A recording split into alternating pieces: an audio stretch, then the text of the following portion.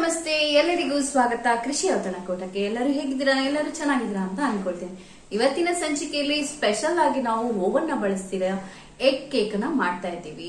So ಇದು normal recipe ಆದ್ರೂ different ಆಗಿ ಮಾಡ್ತಾ ಇದೀವಿ. ಸೊ ಡಿಫ್ರೆಂಟ್ ಆಗಿ ಪ್ರೆಸೆಂಟ್ ಮಾಡ್ತಿರೋದ್ರಿಂದ ಮಕ್ಕಳಿಗಂತೂ ತುಂಬಾ ಇಷ್ಟ ಆಗುತ್ತೆ. ಸೊ ಹಾಗಾದ್ರೆ ಬನ್ನಿ ಹೇಗ್ ಮಾಡೋದು ನೋಡ್ಕೊಬರೋಣ. ನಾವಿವಾಗ ಇಲ್ಲಿ ಒಂದು 6 ಬೌಲ್ಸ್ ನ ತಗೊಂಡಿದ್ದೀವಿ. ಈ 6 ಬೌಲ್ಸ್ ನ ಚೆನ್ನಾಗಿ ವಾಶ್ ಮಾಡಿ ನೀರು ಹಿಂದೆ ಇರೋ ಹಾಗೆ ಒರೆಸಿ ಇಟ್ಕೊಳ್ಬೇಕು. ಇದಾದ ನಂತರ ಎಲ್ಲ ಬೌಲ್ಗಳನ್ನು ನಾವು ಆಯಿಲ್ನ ಅಪ್ಲೈ ಮಾಡ್ಕೊಳ್ಬೇಕಾಗತ್ತೆ. ಸ್ವಲ್ಪ ಜಾಸ್ತಿ ಆಯಿಲ್ನ ಹಾಕೊಂಡು ಅಪ್ಲೈ ಮಾಡ್ಕೊಳ್ಳಿ. ಆಯಿಲ್ನ ಹಾಕೊಂಡ್ಮೇಲೆ ಈ ಬೌಲ್ಗೆ ಸುತ್ತ ಸ್ಪ್ರೆಡ್ ಮಾಡಬೇಕಾಗುತ್ತೆ. ಎಲ್ಲ ಬೌಲ್ಗಳಿಗೂ ಕೂಡ ಹಾಗೆ ಮಾಡ್ಕೊಳ್ಳಿ.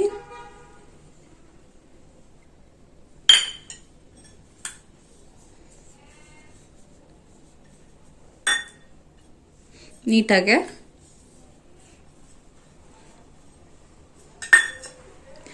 ರೆಗ್ಯುಲರ್ ಆಗಿ ಮಾಡುವಂತಹ ರೆಸಿಪೀಸ್ನ ಡಿಫ್ರೆಂಟ್ ಆಗಿ ಮಾಡೋದ್ರಲ್ಲಿ ಏನೋ ಒಂಥರ ಚೆನ್ನಾಗಂತ ಅನ್ಸುತ್ತೆ.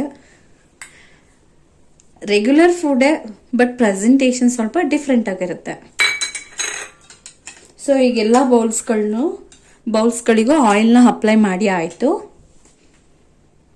ಇವಾಗ ಮೊಟ್ಟೆಯನ್ನು ತಗೊಂಡಿದ್ದೀನಿ. ಸ್ವಲ್ಪ ಹೊಡ್ಕೊಂಡು ಎಲ್ಲ ಬೌಲ್ಗಳಿಗೂ ಒಂದೊಂದು ಮೊಟ್ಟೆಯನ್ನ ಹೊಡೆದು ಹಾಕೊಳ್ಬೇಕಾಗತ್ತೆ.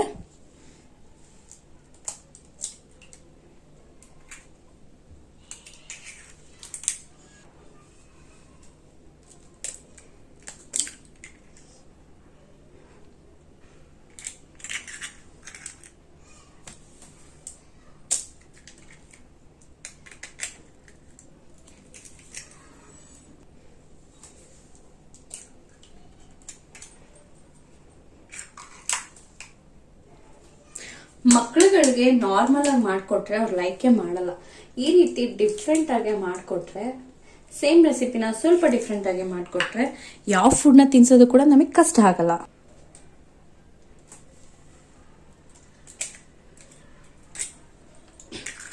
ಎಲ್ಲ ಬೌಲ್ಗಳಿಗೂ ಮೊಟ್ಟೆನ ಹೊಡೆದು ಹಾಕೊಂಡಾಯ್ತು.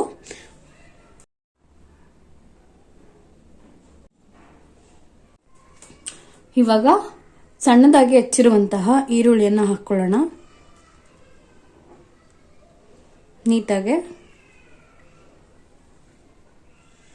ಎಲ್ಲದಕ್ಕೂ ಹಾಕೊಳ್ಳೋಣ. ತುಂಬ ಜಾಸ್ತಿ ಹಾಕಬೇಡಿ, ಸ್ವಲ್ಪ ಸ್ವಲ್ಪ ಹಾಕೊಳ್ಳಿ.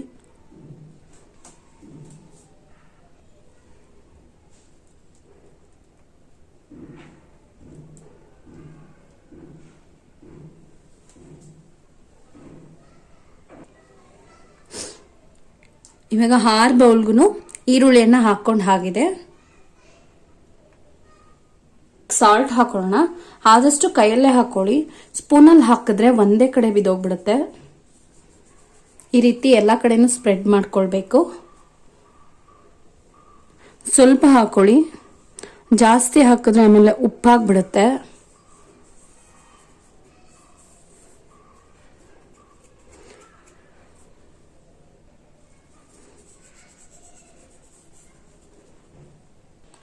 ಖಾರದ ಪುಡಿಯನ್ನು ಹಾಕೊಳ್ಳೋಣ.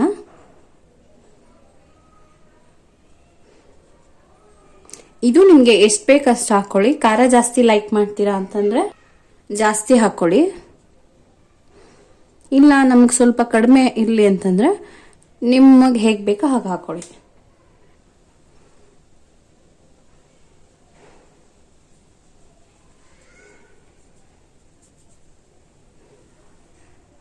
ಖಾರದ ಪುಡಿ ಹಾಕಿದ ನಂತರ ಪೆಪ್ಪರ್ ಅನ್ನ ಹಾಕೊಳ್ಳೋಣ.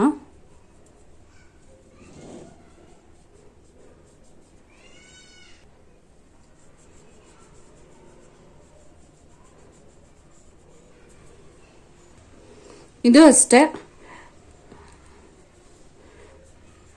ನಿಮ್ಗೆ ಹೇಗೆ ಬೇಕೋ ಹಾಗೆ, ಎಷ್ಟು ಖಾರ ಬೇಕೋ ಅಷ್ಟಕ್ಕೆ ಹಾಕೊಳ್ಳಿ. ಕೊನೆಯದಾಗಿ ಸಣ್ಣದಾಗಿ ಕಟ್ ಮಾಡಿರುವಂತಹ ಕೊತ್ತಂಬರಿ ಸೊಪ್ಪನ್ನ ಆಡ್ ಮಾಡ್ಕೊಳ್ತಾ ಇದೀವಿ.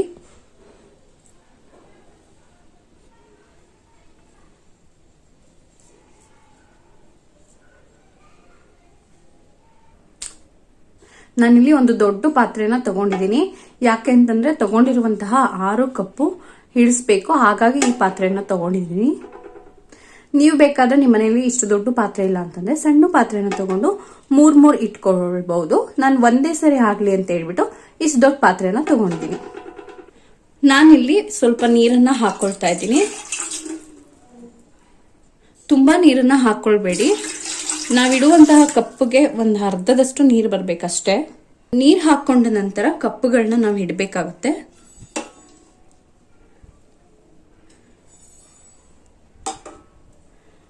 ಎಲ್ಲ ಕಪ್ಪುಗಳನ್ನ ಜೋಡಿಸೋಣ, ಬೌಲ್ಗಳನ್ನ.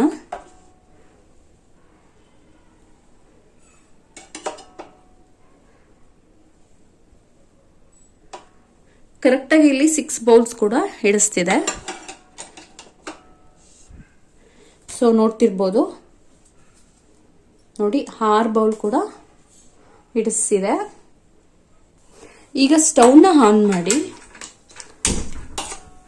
ನೀರು ಕುದಿಯೋವರೆಗೂ ಐ ಫ್ಲೇಮಲ್ಲಿ ಇಡೋಣ. ನೀರು ಕುದಿಯಕ್ಕೆ ಸ್ಟಾರ್ಟ್ ಆದ್ಮೇಲೆ ಫ್ಲೇಮ್ನ ಲೋ ಮಾಡ್ಕೊಳ್ಳೋಣ. ಹಾಗೆ ಕ್ಲೋಸ್ ಮಾಡ್ಕೊಳ್ಳೋಣ ಮುಚ್ಚಳನ. ಸೊ ಇವಾಗ ನೀರು ಕುದಿಯೋದಿಕ್ಕೆ ಸ್ಟಾರ್ಟ್ ಆಗಿದೆ. ಈ ಸಮಯದಲ್ಲಿ ನಾವು ಫ್ಲೇಮ್ನ ಸ್ಲೋ ಮಾಡೋಣ. ಸ್ಲೋ ಮಾಡಿ ಒಂದು 5 to 10 ಮಿನಿಟ್ಸ್ ಬಿಡೋಣ. ಲಿಡ್ನ ಕ್ಲೋಸ್ ಮಾಡಿಬಿಡೋಣ. ಮಿನಿಟ್ಸ್ ಆಗಿದೆ. ಈಗ ಓಪನ್ ಮಾಡ್ತಾ ಇದ್ದೀವಿ. ಓಪನ್ ಮಾಡಿದ ನಂತರ ಒಂದು ಟೂತ್ ಪಿಕ್ ಇರುತ್ತಲ್ಲ, ಅದರಿಂದ ಈ ರೀತಿ ನೋಡಬೇಕು. ಸೊ ನೋಡಿ, ಇದಕ್ಕೇನು ಅಂಟ್ಕೊಳ್ತಿಲ್ಲ. ಸೊ ನೀಟಾಗಿ ಬೆಂದಿದೆ ಅಂತ ಹೇಳಿ ಇವಾಗ ಸ್ಟವ್ನ ಆಫ್ ಮಾಡಿಬಿಡೋಣ. ಆಫ್ ಮಾಡಿ ಮತ್ತೆ ಲಿಡ್ನ ಕ್ಲೋಸ್ ಮಾಡಿ ತಣ್ಣಗಾಗೋದಕ್ಕೆ ಬಿಡೋಣ. ಸೊ ಈ ರೀತಿ ತೆಗೆದು ಎತ್ತಿ ಇಟ್ಕೊಂಡಿದ್ದೀನಿ. ಒಂದು 5 ನಿಮಿಷದ ಕಾಲ ಹಾರೋದಕ್ಕೆ ಬಿಡೋಣ. ನೋಡಿ ಎಷ್ಟು ಚೆನ್ನಾಗಿ ಕಾಣಿಸ್ತಿದೆ. ಇದೊಂಥರ different kind of egg cake ಅಂತ ಹೇಳ್ಬೋದು, ಅಥವಾ ಸ್ಟೀಮ್ ಎಗ್ ಕೇಕ್ ಅಂತ ಹೇಳ್ಬೋದು. ಇದಕ್ಕೆ ಯಾವುದೇ ರೀತಿಯಾದಂತಹ ಆರ್ಟಿಫಿಷಿಯಲ್ ಕಲರ್ ಆಗಲಿ ಈಸ್ಟ್ ಆಗಲಿ ಯಾವುದೂ ಹಾಕಿಲ್ಲ. ಮನೆಯಲ್ಲೇ ಇರುವಂತಹ ಇಂಗ್ರೀಡಿಯೆಂಟ್ಸ್ ಇಂದ ಈ ರೀತಿ ಡಿಫ್ರೆಂಟ್ ಆಗಿ ಮಾಡಿರುವಂಥದ್ದು. ಸೊ ಇವಾಗ ಆರಿ ಆಗಿದೆ. ಇದನ್ನ ಬೌಲಿಂದ ತೆಗೆಯೋಣ. ಈ ರೀತಿ ನಾವು ಮಾಮೂಲಿ ಇಡ್ಲಿ ಹೇಗೆ ತೆಗಿತೀವೋ ಆ ರೀತಿ.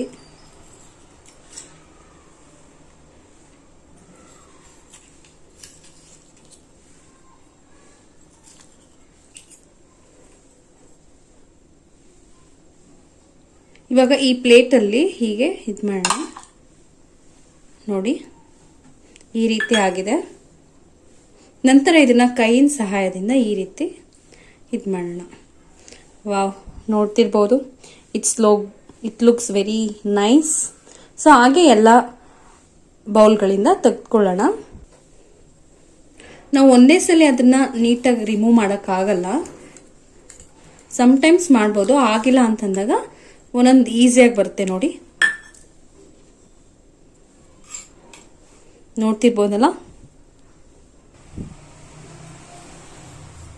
ನಾರ್ಮಲ್ ಆಮ್ಲೆಟ್ ಮಾಡ್ಕೊಳ್ಳೋದಕ್ಕಿಂತ ಈ ರೀತಿ ಮಾಡ್ಕೊಂಡ್ರೆ ನಮ್ಗೆ ನೋಡೋದಿಕ್ಕೂ ತುಂಬ ಚೆನ್ನಾಗಿ ಅನಿಸುತ್ತೆ. ಆ್ಯಂಡ್ ಏನೋ ಡಿಫ್ರೆಂಟಾಗಿ ಟ್ರೈ ಮಾಡಿದ್ದೀವಿ ಅನ್ನೋ ಇದಿರುತ್ತೆ.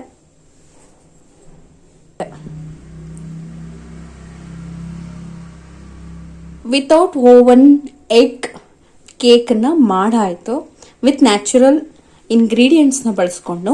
ಸೊ ಹೇಗಾಗಿದೆ ನೋಡೋಣ ಬನ್ನಿ. ಇದು ಒಂಥರ ಮಸಾಲ ಕೇಕ್ ಅಂತಾನೆ ಹೇಳ್ಬೋದು, ಎಗ್ ಮಸಾಲ ಕೇಕ್. ಸೊ ಮಕ್ಕಳು ಈ ರೀತಿ ಇದ್ರೆ ಯಾವ ಮಕ್ಕಳು ಲೈಕ್ ಮಾಡಲ್ಲ? ಸೊ ಬನ್ನಿ ಟೇಸ್ಟ್ ಹೇಗಾಗಿದೆ ನೋಡೋಣ. ರೆಡಿ ಇದೆ egg cake recipe without oven. So ಬನ್ನಿ ಇವಾಗ ಟೇಸ್ಟ್ ಮಾಡೋಣ ಹೇಗಿದೆ ಅಂತ ಹೇಳ್ಬಿಟ್ಟು. ವಾವ್, ನೋಡಿ ಎಷ್ಟು ಸಾಫ್ಟ್ ಆಗಿದೆ, ಡಿಫ್ರೆಂಟ್ ಆಗಿದೆ, ತುಂಬಾ ಚೆನ್ನಾಗಿದೆ. ನೋಡಕ್ಕೆ ತುಂಬಾ ಚೆನ್ನಾಗಿದೆ. ಇನ್ನು ಟೇಸ್ಟ್ ಮಾಡೋಣ ಹೇಗಿದೆ.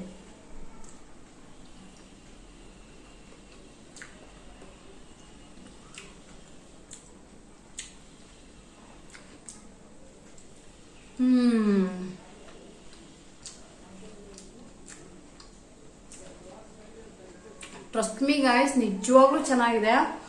ನಾರ್ಮಲ್ ಆಮ್ಲೆಟ್ ಮಾಡೋದು ಬೇರೆ ಅಥವಾ ಹಾಫ್ ಬಾಯ್ಲ್ ಮಾಡೋದು ಬೇರೆ. But this is amazing.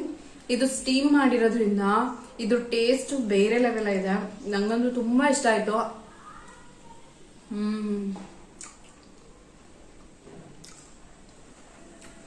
ಮಕ್ಕಳು ದೊಡ್ಡವರು ಎಲ್ಲರೂ ಕೂಡ ತುಂಬಾ ಲೈಕ್ ಮಾಡ್ತಾರೆ ಈ ತರ ಮಾಡ್ಕೊಟ್ರೆ. ಸೊ ನೀವು ಮಿಸ್ ಮಾಡ್ತೀರಾ, ಒಂದ್ಸಲಿ ಟ್ರೈ ಮಾಡಿ. ನಂಗೆ ಮಾತಾಡ್ಬೇಕಂತಾನೆ ಅನ್ಸ್ತಿಲ್ಲ, ತಿನ್ಕೊಂಡ್ಬಿಡೋಣ ಅಂತ ಅನ್ಸ್ತಿದೆ. ಸೊ ನೋಡಿದ್ರಲ್ಲ, ವಿತೌಟ್ ಓವನ್ ಸ್ಟೀಮ್ ಅಲ್ಲಿ ಎಗ್ ಕೇಕ್ ಮಾಡೋದು ಹೇಗೆ ಅಂತ. ಈ ವಿಡಿಯೋ ನಿಮ್ಗೆ ಇಷ್ಟ ಆಗಿದ್ದಲ್ಲಿ ಲೈಕ್ ಮಾಡಿ, ಶೇರ್ ಮಾಡಿ, ಕಮೆಂಟ್ ಮಾಡಿ, ಹಾಗೆ ನಮ್ಮ ಚಾನಲ್ಗೆ ಸಬ್ಸ್ಕ್ರೈಬ್ ಮಾಡ್ಕೊಳ್ಳೋದನ್ನ ಮರಿಬೇಡಿ. And thank you for watching guys. ಮತ್ತೆ ಸಿಗೋಣ ಬೇರೆ ರೆಸಿಪಿಯೊಂದಿಗೆ, ಮತ್ತೆ ಒಂದು ಹೊಸ ಕ್ರಿಯೇಟಿವಿಟಿ ಒಂದಿಗೆ. Bye friends, take care.